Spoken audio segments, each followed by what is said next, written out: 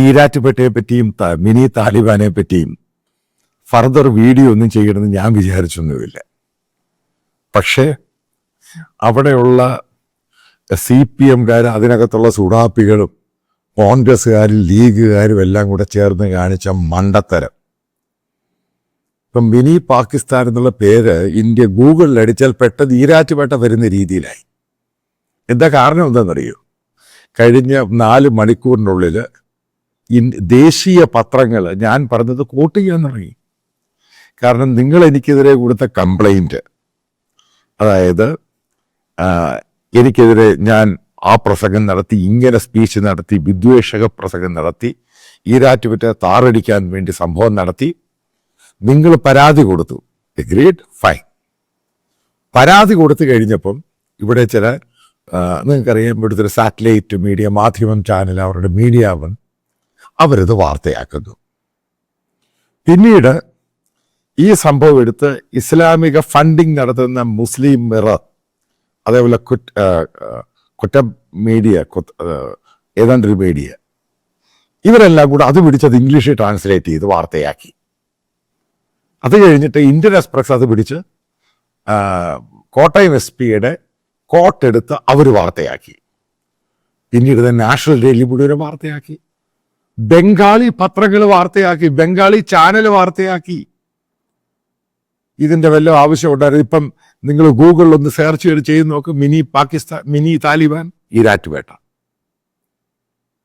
ഞാനൊരു യൂട്യൂബ് ചാനലിൽ പറഞ്ഞ ആൾക്കാരെ എഡ്യൂക്കേറ്റ് ചെയ്യാൻ പറഞ്ഞ സംഭവം നിങ്ങളിത് പിടിച്ചങ്ങ് നാഷണൽ ടോപ്പിക് ആക്കി അങ്ങ് മാറ്റി. നീ എന്താ ഇതിൻ്റെ പ്രശ്നം ഉണ്ടാകുന്നത്? മിനി താലിബാൻ, ഇപ്പം നിങ്ങൾക്കറിയാം, ഈ ഇന്റർനെറ്റാണ്, യുഗമാണ്, ഇപ്പം ഡിജിറ്റൽ യുഗമാണ്. ഇതിനകത്ത് ഈരാറ്റുപേട്ട അടിക്കുമ്പോൾ പെട്ടെന്ന് കയറി വരുന്ന മിനി താലിബാൻ കയറി വരും. അത്ര പൊട്ടന്മാരാ നിങ്ങൾ. So horrible. കാരണം ഇതിന് ഇങ്ങനൊരു രൂപം കൊടുക്കുമെന്ന് ഞാൻ വിചാരിച്ചില്ല. അത് ഈ പറയുന്ന സുഡാപ്പി മീഡിയ എല്ലാം കൂടെ അവരുടെ അവന്മാർ ബേസിക് പൊട്ടന്മാർ. ഇവര് ഇത് ഫ്യൂച്ചർ നോക്കണം, എങ്ങോട്ടാണ് ഇത് പോകുന്നതെന്ന്. ഞാനൊരു മലയാള യൂട്യൂബിൽ പറഞ്ഞ ഇനി അത് ന്യൂസ് ചാനലിൽ കയറി വരും. കാരണം ബംഗാളി ന്യൂസ് ചാനലിൽ വരാൻ തുടങ്ങി, ഫ്ലാഷ് അവരുടെ ലിങ്ക് എനിക്ക് അയച്ചു തരാൻ തുടങ്ങി. കാരണം ഞാൻ ബംഗാളിലെ കുറച്ച് അറിയപ്പെടുന്നൊരു ജേർണലിസ്റ്റാണ്. ഇനി ഹിന്ദി മീഡിയയിലിപ്പോൾ കയറി വരും. കാരണം നാഷണലി അറിയുന്ന ഒരാളാണ്. കാരണം എനിക്കെതിരെ ഇങ്ങനെ പോലീസ് കേസെടുത്ത് കഴിഞ്ഞപ്പോൾ അവരത് വലിയ ഷോക്കിംഗ് ആയിട്ടാണ് കാണുന്നത്. കാരണം ഞാനെങ്ങനെ അബദ്ധങ്ങളൊന്നും പറയുന്ന ഒരാളല്ല. അപ്പം പിന്നീട് ഞാനിത് എക്സ്പ്ലെയിൻ ചെയ്യേണ്ടി വരും. ഇപ്പം നാഷണൽ മീഡിയയോടും പറയുന്ന ബംഗാൾ മറ്റുള്ള ചിലപ്പം എവിടെയൊക്കെ പോകുന്ന അവിടെ ഞാൻ എക്സ്പ്ലെയിൻ ചെയ്യേണ്ടി വരും. ഇതാണ് പൊട്ടത്തരം എന്ന് പറയുന്നത്. നിങ്ങൾ കംപ്ലൈൻറ്റ് കൊടുത്തു, ഫൈൻ.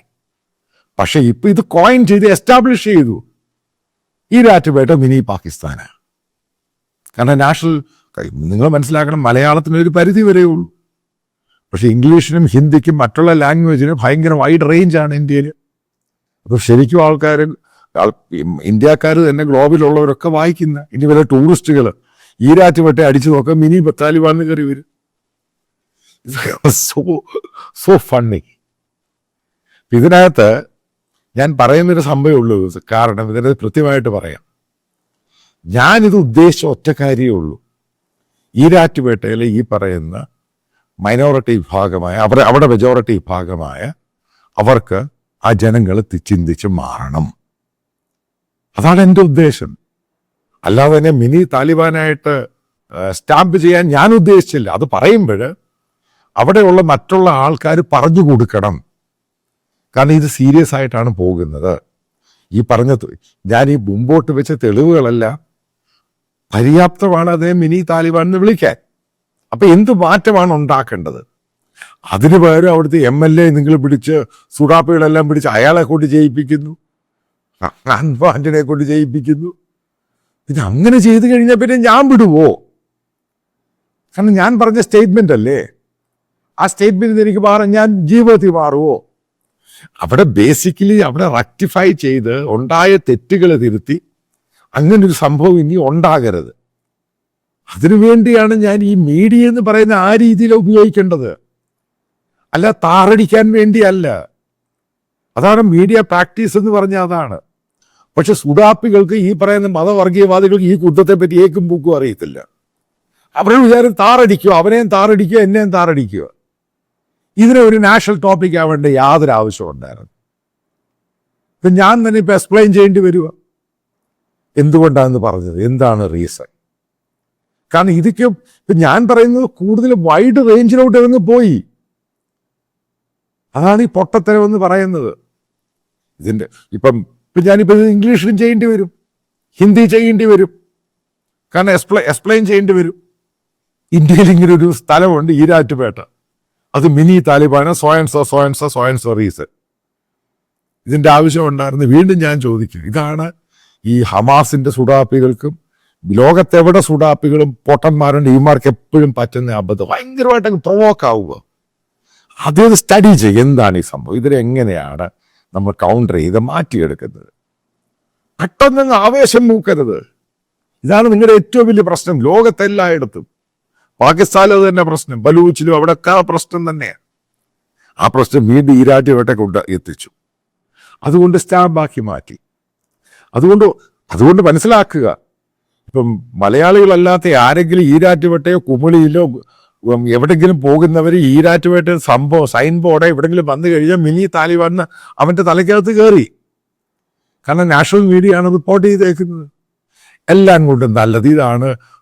ബോധവും പൊങ്ങണവും ഇല്ലാത്ത നിന്നെ പറ്റിയൊക്കെ ഞാൻ പറയുമ്പോൾ, പൊട്ടന്മാരത് പറയുമ്പോൾ വ്യക്തമായിട്ട് ക്ലാരിഫൈ ചെയ്തു. അതുകൊണ്ട് ചില ഈ കൽക്കട്ടയിലുള്ള ചില CPM അനുഭാവികളായിട്ടുള്ള പത്രക്കാർ എന്നോട് ചോദിച്ചു, ഈ DYFA എന്ന് പറഞ്ഞ ആ പാർട്ടി തന്നെയാണോ താങ്കൾക്കെതിരെ കേസ് കൊടുത്തത്? ഞാൻ പറയാം, അവരാണ് കൊടുത്തത്. നിങ്ങളുടെ കൽക്കട്ടയിൽ നല്ലൊരു ശതമാനം ഇന്നും പത്രക്കാർ, ഒരു 50% CPM അനുഭാവികളാണ്. ഞാൻ പറയാം, അവർ തന്നെ കൊടുത്തത്. അപ്പം എന്നോട് ചോദിച്ചു, such A idiots they are, എന്ത് ഉദ്ദേശത്തോടു കൂടിയാണ് കൊടുത്തത്? അവന്മാർക്കും ബോധം. ഞാൻ പറയാം, അവരെ ഇൻസ്പയർ ചെയ്തേക്കുന്ന അവിടെയുള്ള മതഭീകരന്മാരാണ്, മത തീവ്രവാദികളാണ്. അതിൻ്റെ കാരണം ഈ പാർട്ടിക്കകത്തല്ല ഈ സാധനങ്ങൾ കയറിയിട്ടുണ്ട്. ഇപ്പോൾ കോൺഗ്രസിൻ്റെ നേതാവിന്, അതായത് സ്പോക്സ്മാൻ, അവനെന്തോ എൻ്റെ അസുഖം. ഇപ്പോൾ കോൺഗ്രസിൻ്റെ ചില നേതാക്കൾ വിളിച്ച് ചോദിച്ചു ഡൽഹി. ഞാൻ പറഞ്ഞു, I don't know much about this guy. It's A nonsense actually. ഇതാണ് നിങ്ങൾ ഒരു സിമ്പിളായിട്ട് ചെയ്യേണ്ട, ആ ഒരു പ്രദേശത്തോടു കൂടി മാത്രം അത് റെക്ടിഫൈ ചെയ്യേണ്ട കാര്യം. നാഷണലിലേക്ക് കൊണ്ടുവന്ന് കോളമാക്കി നാശമാക്കി സ്വയമേ അടി അങ്ങ് സ്വയമേ ഏറ്റുവാങ്ങി. എനിവേ, ഞാൻ പറഞ്ഞ സ്റ്റേറ്റ്മെൻറ്റിന് നാഷണലി പിന്തുണ കിട്ടി. ഇതാണ് നിങ്ങൾ എനിക്ക് തന്ന ഏറ്റവും വലിയ ഉപകാരം. ഈ പറയുന്നത് ഒരു റിക്വസ്റ്റാണ്, പക്ഷേ ഇത് മാൻഡേറ്ററി അല്ല. ഈ ചാനൽ പൂർണ്ണമായിട്ട് ഫ്രീ ആയിരിക്കും. പക്ഷെ നിങ്ങൾക്കറിയാം, ഈ യൂട്യൂബ്, ഗൂഗിളിൽ നിന്ന് കിട്ടുന്നത് അത് ഒരു പരിധി വരെ അതിനകത്ത് ഇതിൻ്റെ എക്സ്പെൻസുമായിട്ട് കമ്പയർ ചെയ്യാൻ പറ്റുകയുള്ളൂ. അപ്പം ഇതിൻ്റെ താഴെ ഇതിൻ്റെ കമൻറ്റ് ബോക്സിൽ ഇപ്പം ബാങ്ക് ഡീറ്റെയിൽസും കറണ്ട് അക്കൗണ്ടാണ് പിൻ ചെയ്തിട്ടുണ്ട്. പിന്നെ വീഡിയോയിൽ ഇതിൻ്റെ സ്കാനറുണ്ട്. അപ്പം നിങ്ങൾക്ക് താല്പര്യമുള്ളവർക്ക് അത് കോൺട്രിബ്യൂട്ട് ചെയ്യാം. മേക്ക് ഇറ്റ് ക്ലിയർ, ഇത് കംപ്ലീറ്റ്ലി ഫ്രീ ആയിരിക്കും. കുറച്ച് എക്സ്പാൻഷൻ പ്ലാനുകളൊക്കെ ഉണ്ട്. നല്ല മാൻ പവർ വേണം, കുറച്ച് കൂടുതൽ നല്ല ടെക്നോളജി വേണം. അതിനൊക്കെ സ്പെൻഡ് ചെയ്യണം. കാരണം ആൾക്കാരുടെ വ്യൂസ് കൂടുന്നുണ്ട്. നിങ്ങൾക്കറിയാം, എനിക്ക് ഈ പറയുന്ന ഒരു വലിയ സബ്സ്ക്രിപ്ഷനൊന്നുമില്ല. സഹകരിക്കാൻ താല്പര്യമുള്ളവർക്ക് സഹകരിക്കാൻ. ഒരു കാരണവശാലും ഇത് നിർബന്ധമോ മാൻഡേറ്ററി അങ്ങനെ ഒന്നും തന്നെയല്ല. നിങ്ങൾക്ക് താല്പര്യമുള്ളത് മാത്രം വിശ്വസിക്കുന്ന നിങ്ങൾ ഇതിൽ കോൺട്രിബ്യൂട്ട് ചെയ്യുമെന്ന്.